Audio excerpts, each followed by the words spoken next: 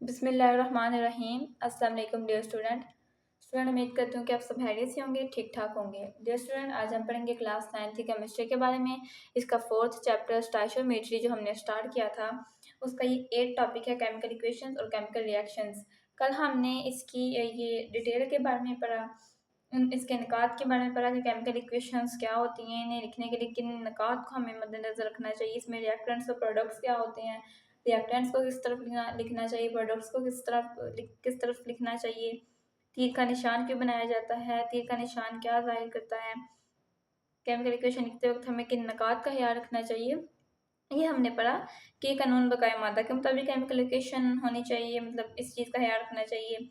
ये chemical equation मतवाज़न होनी चाहिए, बैलेंस होनी चाहिए। इनके केमिकल इक्वेशन लिखते वक्त जो एलिमेंट या कंपाउंड हैं, मतलब एलिमेंट या कंपाउंड जो भी हैं, उनके जो सही फार्मूलाज हैं वो हमें पता होने चाहिए। फिर हमने इसकी जो सिमत का सही तयन इसमें पता होना चाहिए, सिम्बल्स वगैरह के बारे में हमने इसमें पढ़ा। आज हम यहाँ तक हमने कल इसके बारे में पढ़ा था कि सिम्बल्स इस्तेमाल किए जाते हैं, ठीक है। यहाँ तक हमने कल पढ़ा था। आज हम ये नीचे से स्टार्ट करेंगे, ऊपर दिए गए यहाँ से हम पढ़ेंगे। तो कहते हैं ऊपर दिए गए निकात के मुताबिक केमिकल इक्वेशन सिर्फ इस वक्त लिखी जा सकती है जब अमली तजुर्बात से इन निकात के मुतल्लिक़ तमाम मालूमात का इल्म हो।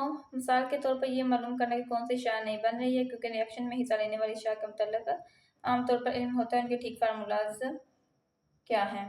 और कहते हैं कि केमिकल इक्वेशन सिर्फ इस वक्त लिखी जा सकती है जब हमें ये निकात पता होंगे ना, मतलब ये कंडीशन पता होंगी कि इन निकात का हमें ख्याल रखना है। ये जो पॉइंट्स हैं हमें इन्हें देखना है कि वाकई इन पॉइंट्स को अगर हम मद्देनज़र रखेंगे केमिकल इक्वेशन लिखते वक्त कि उनके फार्मूलाज ठीक होने चाहिए, सिमत का जो तयन है वो लाजमी होना चाहिए, उनके मोल का निस्बत ठीक होनी चाहिए, उसका तयन ठीक होना चाहिए, जो केमिकल इक्वेशन है वो बैलेंस होनी चाहिए। ये हमें इसमें लाजमी पता होना चाहिए। और रिएक्टेंट्स और प्रोडक्ट्स क्या हैं वो हमें पता होने चाहिए। फिर उनको सिम्बल्स में भी इस्तेमाल किया जाता है, जैसे कि ठोस के लिए सॉलिड, गैस के लिए लिक्विड, और गैस के लिए जी गैस, और माया के लिए लिक्विड, और एक्वस के लिए AQ की सिंबल इस्तेमाल किए जाते हैं। तो कहते हैं हमें इन निकात का पता होना चाहिए। और कहते हैं जब हम अमली तजर्बात करेंगे, यानी कि प्रैक्टिकली तौर पर हम जब तजर्बा करेंगे ना लेबॉर्ट्री में, तो हमें इनकी जो निकात के मुतल्लिक है ना उनका इल्म होगा। अगर कहते हैं कि फॉर एग्जांपल ये मालूम करना है कि कौन सी शाह नहीं बन रही है, क्योंकि रिएक्शन में हिस्सा लेने वाली अशिया का मतलब आमतौर पर इल्म होता है। अब वो कहते हैं रिएक्शन में हिस्सा लेने वाली जो अशिया होती हैं, फॉर एग्जांपल ये जिंक है, हाइड्रोजन सल्फेट है, तो हाइड्रोसल्फ्यूरिक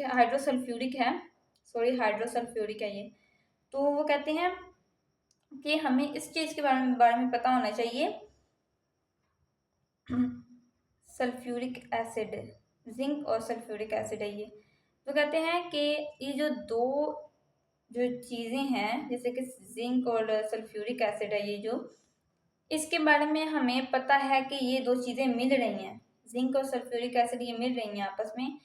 ये दो चीज़ें तो रिएक्शन में हिस्सा ले रही हैं, मिल रही हैं, इनके बारे में हमें पता है। लेकिन वो कहते हैं कि क्या वाकई इनको मिला के जिंक सल्फेट जो बनेगा, हाइड्रोजन गैस बनेगी, जो कि बाद में हार्ड हो जाती है अगर जो कोई भी बर्तन है उसको ऊपर से ढका हुआ ना हो, मुंह उसका खुला हुआ हो, तो हाइड्रोजन गैस हार्ड हो जाती है।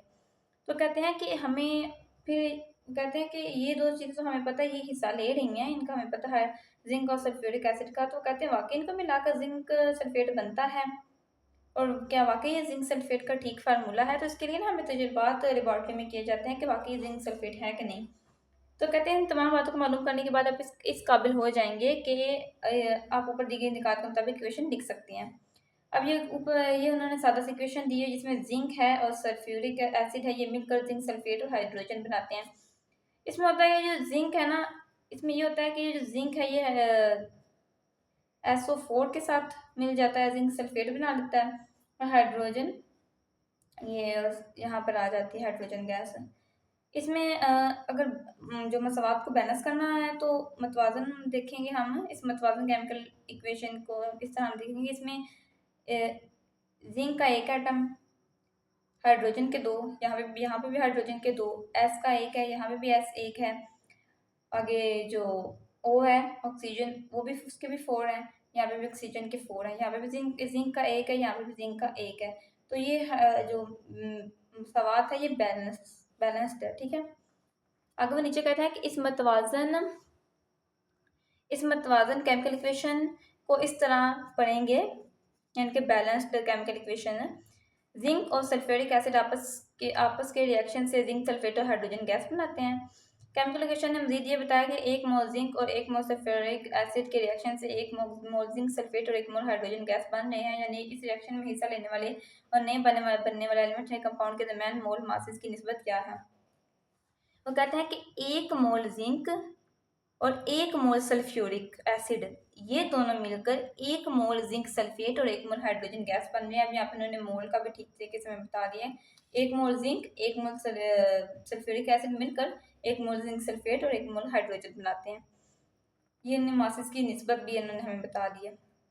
आगे वो कहते हैं कि बाज़ औक़ात केमिकल रिएक्शन ऐसे भी होते हैं कि इनमें कुछ वक्त गुजरने के बाद प्रोडक्ट्स आपस में तामुल करके रिएक्टेंट्स बनाना शुरू कर देते हैं। इसका मतलब ये हुआ कि केमिकल रिएक्शन दोनों सिस्टम में खूब पजीर होना शुरू हो जाता है। इस किस्म के रिएक्शन को रिवर्सिबल रिएक्शन कहा जाता है। For example N2 + 3H2 2NH3, यानी कि नाइट्रोजन 2 मोल नाइट्रोजन और 3 मोल हाइड्रोजन के मिलकर अमोनिया बनाते हैं, 2 मोल अमोनिया बनाते हैं। तो इनके दरमियान ये जो 2 तीर ज़ाहिर हो रहे हैं, ये इसको हम रिवर्सिबल रिएक्शन कहते हैं। इसमें ना वो कहते हैं कि बाज़ औक़ात कुछ ऐसा भी होता है, अब यहाँ पे ये प्रोडक्ट्स हैं, ये मिलकर रिएक्टेंट्स बना रहे हैं, ठीक है। इनके दरमियान ना एक तीर है, यहाँ पे तीर नहीं लगाया हुआ, लेकिन इनके दरमियान एक तीर है।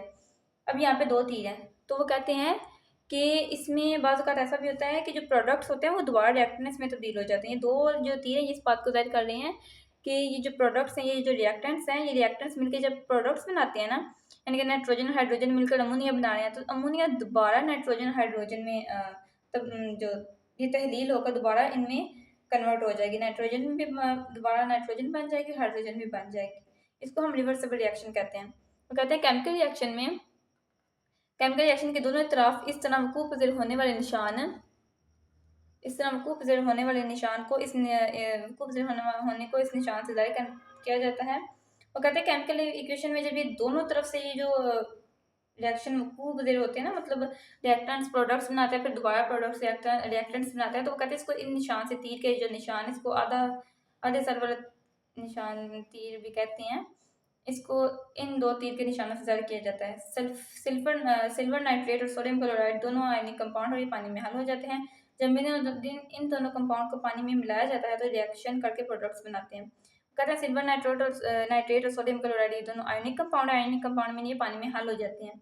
तो कहते हैं जब इन दोनों को पानी में मिलाया जाता है तो रिएक्शन करके प्रोडक्ट्स बना लेते हैं, यानी कि सिल्वर नाइट्रेट है और सोडियम क्लोराइड है, ये दोनों, ये नीचे AQ लिखा हुआ ना, ये एक्यू से यानी कि पानी में हल हो जाते हैं।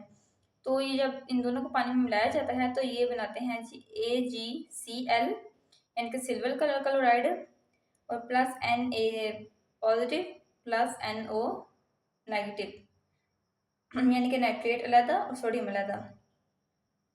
ये दोनों सिल्वर नाइट्रेट और सोडियम क्लोराइड पानी में हल होते हैं और AgCl यानी कि सिल्वर क्लोराइड बनाते हैं और प्लस सोडियम और प्लस नाइट्रेट।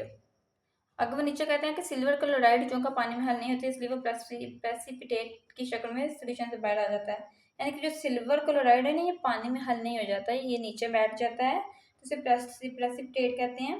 तो प्रेसिपिटेट की शक्ल में ये सोल्यूशन से बाहर आ जाता है, जबकि जो ऊपर उन्होंने बताया कि सिल्वर नाइट्रेट है और सोडियम क्लोराइड ये पानी में हल पजीर है, यानी कि आयनिक कंपाउंड पानी में हल हो जाते हैं। ओके स्टूडेंट, सो आज का हमारा टॉपिक था केमिकल इक्वेशंस और जो केमिकल क्या था हमारा टॉपिक, हाँ केमिकल इक्वेशन ही था आज का हमारा टॉपिक। सो केमिकल रिएक्शंस और केमिकल इक्वेशंस आज हमारा जो उसका सेकंड टॉपिक रह गया था, तो आज हमने कंप्लीट कर लिया। आई होप सो कि जो मैंने आज आप लोगों को समझाया आप लोगों को समझ आ गई हो। सो चैनल को लाइक और सब्सक्राइब जरूर कर दिया करें ताकि हमारे आने वाले हर नई वीडियो का नोटिफिकेशन सबसे पहले आपको मिले। दुआ में याद रखिएगा, मिलते हैं नेक्स्ट वीडियो में, तब तक के लिए अल्लाह हाफिज़।